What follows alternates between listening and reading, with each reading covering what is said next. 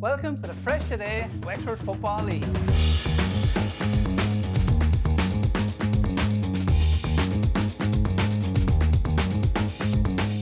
From now on, it's the Freshtoday Wexford Football League. Homegrown Wexford company backing grassroots football right here in the southeast. The crowd's growing and even more media coverage. The future looks bright. Freshtoday and the Wexford Football League. Stronger together, building communities on and off the pitch.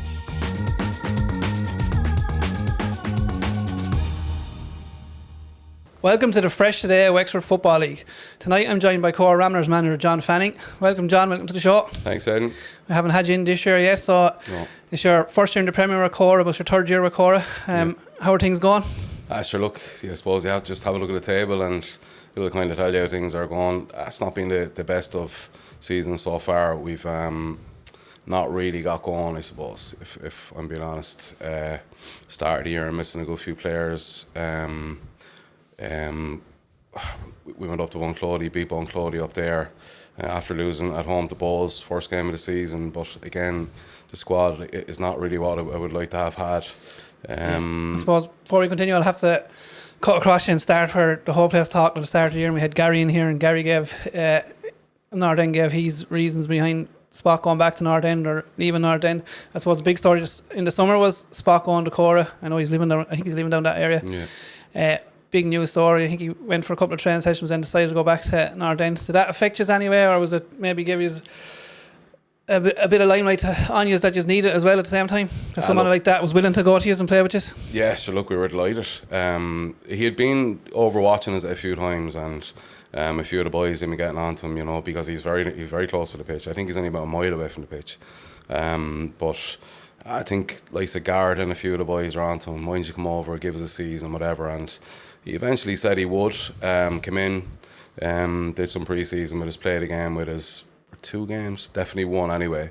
And then just a bolt out of the blue, he said he was in North End one night and he just felt something that he didn't feel he could go. So that was it. His mind was made up. It was a bit of a hammer blow for us because, we kind of, I suppose all of us were excited at the prospect of him coming into one of the best players around Leinster, if not Ireland, and what he could have done for us to help us in terms of league, everything, any competition. So yeah, it was a bit of a hammer blow, to be honest. But look, I spoke to him after, and there was no hard feelings. I kind of understood where he was coming from, but didn't really help our cause, to be honest with you. Yeah, well, I believe we'll get to it later on in the show. I believe he was back to his best last Sunday. I believe he was one of the best players on the field. I suppose you have to deal with Corach. You're dealing with what I'd call the same as maybe as the mine in my time, and still now as a GA soccer club. That's a tricky thing at the start of the season, with getting to train more so rather than play the games. And maybe if you have something tactically you want to get through to them or set up, it's hard to get going at it. Bit of both, really. If I look through the app and look through the teams that I selected from the start of the season, I'd say for the first 5-6 games we were pulling lads in from the B team to help us on match day, and these are lads who were starting. So like those guys got to a county final, not taking that away from the GA, fair play to them, but it's a small parish, and when they go that far they're going to stick it out. So you're missing key players. It's not ideal. You don't the training numbers are down, and when you can't, it's not ideal getting ready for a Sunday. And like you said, tactically and training wise, and you got to bring the boys in. You're putting pressure on the B team manager, who has his own objectives, and then we have a C team this year as well. So you're kind of pulling from them as well into the B team. So look, it wasn't an ideal start, but that's the hand we were dealt. Unfortunately, we kind of knew it was the same last year. It's my 3rd season there, and every single season it's been exactly the same. It would have affected us to an extent last year as well.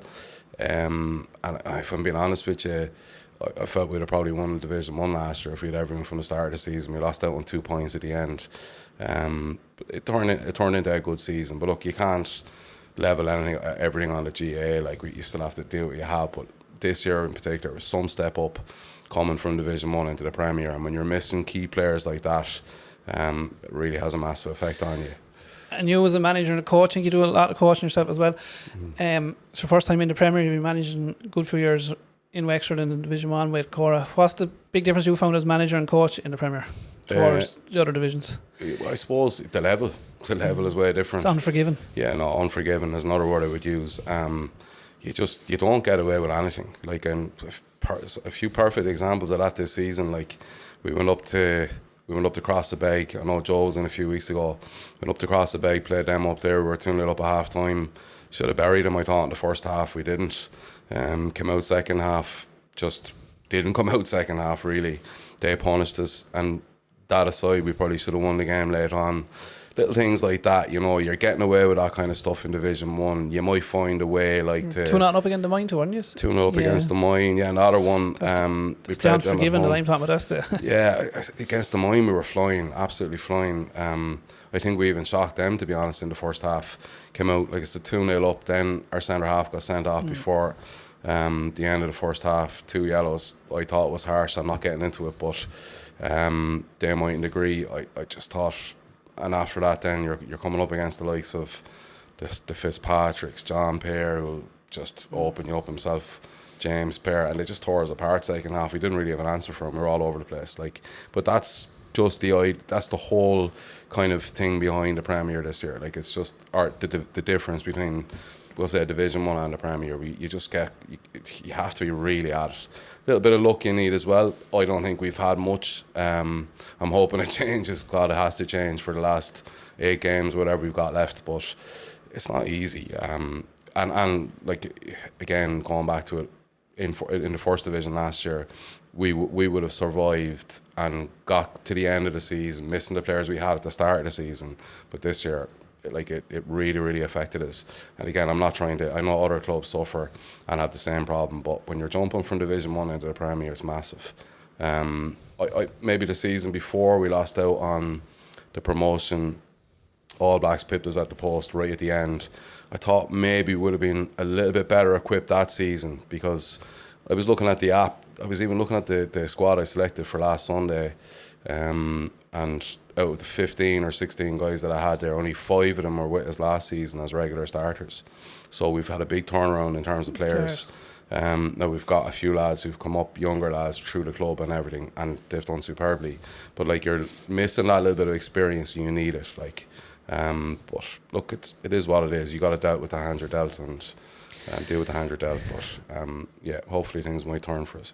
So you are in the middle of a relegation battle. I suppose the only good thing about this year is looking like with North End flying in Division 1, it's only going to be the 2 up, 2 down. So 9 spot will keep you up on your 5 points adrift of Corach Town with a game in hand. As a manager, what way do you go attack that? Is it game by game, or is it a points tally? Do you have a points tally set in your head that you think you'll have to get to, or is it just?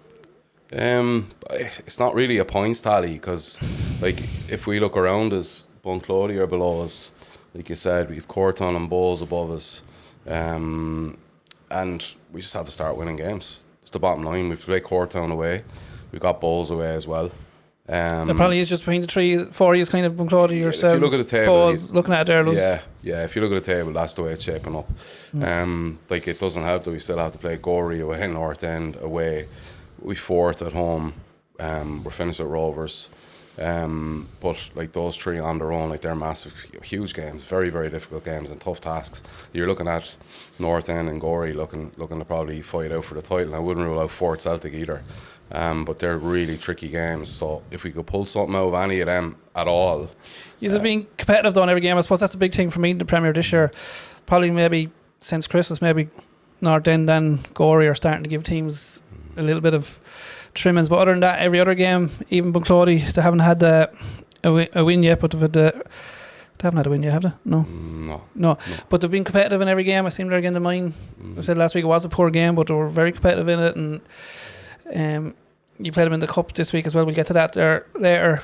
But every game has been kind of competitive, ain't it? So yeah. If we're to look back on it, teams around us, like I said, Bowes bet us 3-1. We beat Bunclody up there 3-2. We're talking about kind of the teams towards the top. North End beat us at home 3-0. I thought we were competitive for large spells of that game, but like, the quality with Owen Rhodes, like, scored 2 unbelievable goals that day, and like, that alone on its own, like just like that was enough. We played Gorey at home. They beat us 1-0. They scored with 74 minutes gone. But we were well in that game. Played Rovers twice, drew them 2-2 a couple of weeks ago. And played them on the Astro. I think you're up there that night, right? We played them on the Astro Rovers. Rovers, oh yeah, you should have had that game. Yeah, beat them 1, 3 or 4 times. 5-4. We're 2-0 down after 7 minutes. Come back, went 3-2 up. That was actually a cracker again. That was Yeah. I thought we were value for the win that night, to be honest with you, because I thought we played a better football. But then a couple of defensive mistakes caught us at the end, and there's that inexperience, and 3 points we definitely should have been coming away with. But look, it's all ifs, buts, and maybes, Ed, and we got to kind of put our heads down and see if we can get out of the rut we're in. What team in the Premier surprised you the most this year? For me, it's probably Ferns. In terms of quality? Yeah, or even the results maybe and where they are lying in the table. For me, Ferns, I think at the start of the year, and I think Andrew came into the job late, but I think he's done a fantastic job. Another great win in the Cup there last week. Yeah, I actually wasn't there the day we played Ferns. We were away on holiday that week, but talking to the boys after, they said they were very good. It was 1-1 actually when we played them at home. Ivan scored an absolute cracker, I believe, in the first half. A worldly out from the side. He's got a couple of them this year, I think. Yeah, but the boys were saying just hit one, went over the goalkeeper's head, and he meant every bit of it. And we have him again this Sunday. But look, I don't know. I can't really comment on Ferns because I hadn't seen him playing. I'd like to have seen him playing against us. I thought Nordend were unreal. I just thought when they got the ball down, like there was times they just sat back and they could have just, if they went at us, they'd have killed us. They're that kind of a team. Now, having said that, I thought we were competitive in the game, but I just thought they had something a little bit extra. I wasn't overly impressed with Gorey that day, but Paul Murphy wasn't there, and had him into any team, there you go. So I'm not looking forward to playing them. But I suppose on the balance of it, I'm not surprised. I'm surprised with Bunclody this year, actually. Yeah, they were another one for other reasons, probably. Yeah, I thought they would have maybe kicked on this year and went the other way. Yeah, because I thought when we come up with what we had, we were going to probably be in the dogfight anyway. But I thought with Bunclody's experience, and Nick has done a really good job up there, I thought, but it's just not happening for them. But look, I don't know. There's still a lot of football to be played though, Aidan. Yeah, and look, 3 big games in it for the relegation. You'd imagine Gorey will beat Bunclody in Bunclody this weekend, so you'll be happy enough for that, I suppose. You want to keep Bunclody. You don't want to get them getting a bit of momentum. I know they've only 6 games left. It's hard to see them getting out. And yourselves and Cora will obviously be a massive one. And Cortown Bows, that's a massive one. What were you hoping for there? A draw? I suppose, you would have to say a draw. A draw.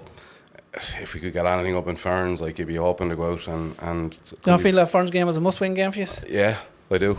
They'll have different ideas, obviously, but to be fair to our the last couple of weeks, and I know a manager will always back his team, but going up to Bunclody last week, it wasn't the best spectacle. It was, it wasn't the best of days for a game either. The ground was heavy, but we played well. I thought we were we're the better side. They came at us first 15, but we kind of took control then. We possibly should have won by more. They might disagree. But when we played Rovers the week before, Rovers are a good side, and we paid them back twice. So the fight is there, the heart and soul is there in the team. Our lads won't go down, without a fight, and I know that. So we're looking forward to the Ferns. We're looking forward to these challenges ahead, and I know Nicky said it a couple of weeks ago, we were doomed. Maybe it was just last really good. Yeah. I love listening to that, and telling lads that. And sure, look, it's fine. You can look at the table. The table doesn't lie right now, but sure, what more inspiration can you get? Or your team talk in the dressing room. We don't feel we're doomed. I don't. Until it's mathematically over, we're still there, and we're going to fight.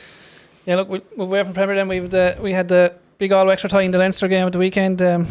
Northern beating Fort Celtic 3-0. Maybe the only surprise that was the scoreline was comfortable. But I think talking to a few people about it, I think the first half was competitive enough, but I believe in the second half, Northern were just unstoppable. From what I'm hearing, they were outstanding in the second half. So, you surprised maybe the scoreline of that? Yeah, a little bit. In a way I was, in a way I wasn't.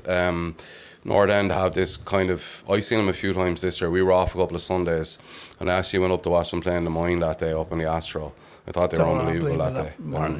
The performance. No, I didn't see the game. I wasn't talking to anyone who was at it last Sunday, but there's so much quality in that squad. Like, I look at the time of the goals. Like, they score in the first half, just after half time, if I'm correct.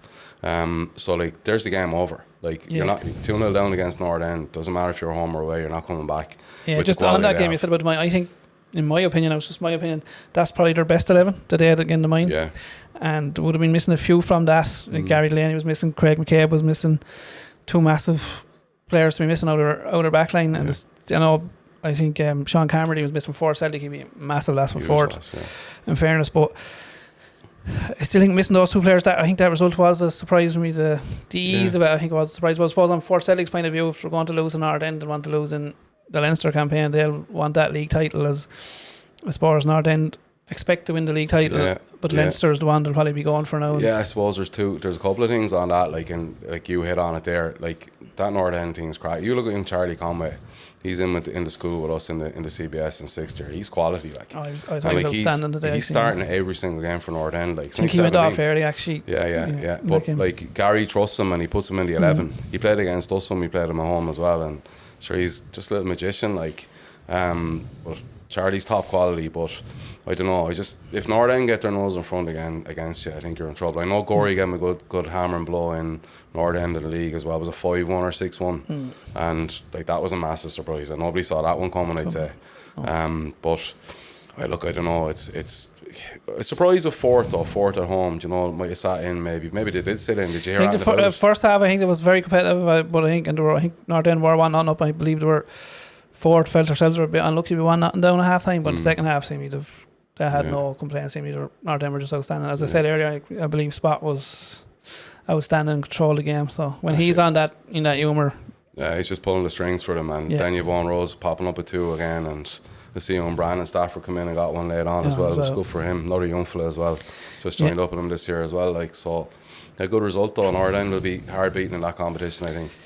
Yeah, and they're the only Wexford team left now, because unfortunately Rovers lost out at home to Harding FC. And we had Peter Dyden here last week. He said that would be a 50-50 game, and it seemed to be. I suppose the big game outside of Wexford this week is Rossfair Rangers B team in the Leinster Junior Shield against Stradbally. I think Stradbally bet our lads fairly comfortable in that in the start of the year. I think they were in the final or semi-final of it last year, Stradbally. So yeah, I think they're a Division 3 or 4 team up there, aren't they? And Laois, but fair play, Rossfair at home, aren't they? Rossfair. No, it's in Stradbally, I think. It's up there, is it? Yeah. But look, fair play to Rossfair. We hopefully wish them the best of luck. Looking fairness for a club flying at the moment, or flying in Division 2 and things. Yeah. Good things happening. Thanks for that, John. We'll now look at the Wexford Cup. We'll start with your own game last weekend. We'd done a draw here a couple of weeks ago. We drew out 3 odd Premier ties. It wasn't fair to Demine, you or Ferns or Bowes, so you drew Bunclody. Yeah. You won, what was it? 2-0 in the end. We scored, I'm trying to remember the first goal. We were 1-0 up. They started brighter, I think. First 15, 20 minutes. We scored after about 25 minutes. Niall Harney again popped up. Kind of settled into the game though, like I said, after 15 minutes or so. Second half, they kind of came at us a little bit. Didn't really threaten us a massive amount. And then we scored late on. Young Conor Burke, who's only after joining us this year, popped up and got one late on. They'll be disappointed with it for sure, being at home and that. But so we're delighted. At the end of the day, it's a Premier side, and I know we're kind of in the same position in the table, but you still have to go out and win the game. We're delighted. We're delighted in the half for the next round, but we'll be hoping we can avoid some of the big ones again. It drives me mad sometimes when you hear people saying, we're in a relegation or in a league title race. I'd rather not be in the cup. I just don't understand it. You win. Don't understand it. We won the Neil O'Sullivan last year, and it's a different cup obviously, but jeez, I'll tell you what it meant to the club, and what it meant to all the players. A lot of the players down in Corach had never won a medal with the club, even from underage up. They'd won it 9 years previous to that. 2 of the players I think were involved, possibly 3. Harney was one. John Staples, who scored in the final last year, he was another one. They had Neil O'Sullivan medals. Ollie Murphy, who was on the bench for us that day. But a lot of the other players never won anything with the club. So anything you bring anything home to the club, or a club like that, sure, you're going to celebrate. So the cup doesn't mean anything, no. that's wishy-washy from me. Every competition you're in it, you're going to try and win it. Like. Yeah, and the other big all-Premier game was Bows and Ferns. Ferns win the 3-2. Seemed to be a bit of thriller again. Even on the score sheet again, he's massive player for Ferns, Eddie. Yeah, sure. Like, he's just banging in goals for fun, man. He's got 15 goals this season, has he? Am I right on that? I'll tell you in a minute. Yeah. But sure, like anytime you look at the app, Ivan is scoring for them. But Bowes signed in a few players as well. I know Dara Bormaloney went from North End to Bowes. Good player as well, Dara. But I don't think he was there. Was he? No, he was. He was there last Sunday. He wasn't there the previous week. Yeah, he played last week. I think he works shift work. So I think he's missing the odd weekend. But yeah, like it seemed like a cracker. Bowes is a tough place to go. That pitch is fairly unforgiving down there as well. So I'd say Ferns didn't have it all their own way. We were supposed to play Bowes in Bowes just before Christmas. And we went down, or it was just after Christmas. I can't remember. All the games are off. You can't remember which one was which. But we went down, and sure, it was like a mud bath down there. So like there was puddles and everything on the pitch, so you couldn't play it. But I can imagine that it wasn't too kind in terms of the surface last week. But 3-2 sounded like a cracker though.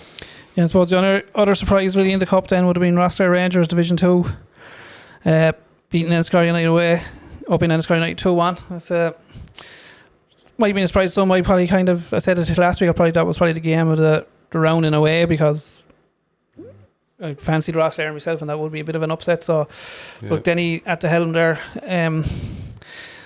They're flying in Division 2. There could be a little dark horse in that Wexford Cup. I don't think anyone will want to get drawn away from down on Rossler. No, we certainly don't want them after playing in the Neil O'Sullivan final last year. They'll probably have the daggers out for us. But look, in fairness, like Denny's a good manager and he'll have them well prepped. I wasn't surprised at that result, and I'll be honest with you. No, I don't think many would be. It's just maybe the league tables probably. But I suppose maybe because of the league tables. But like Rossler are flying in that division. I think they're 4 points ahead with a game in hand. Am I right? I think they're 4 points ahead with a game in hand in that division, and I thought that'd be a lot more competitive actually, that division this year, Division 2. But Rossler kind of seemed to have control of it, seemed to have a grasp of it, and I can't see him letting it slip. Yeah. Well, thanks for that, John. Thanks for coming in, and best of luck for the season. No bother. Cheers, Aidan. Thank you.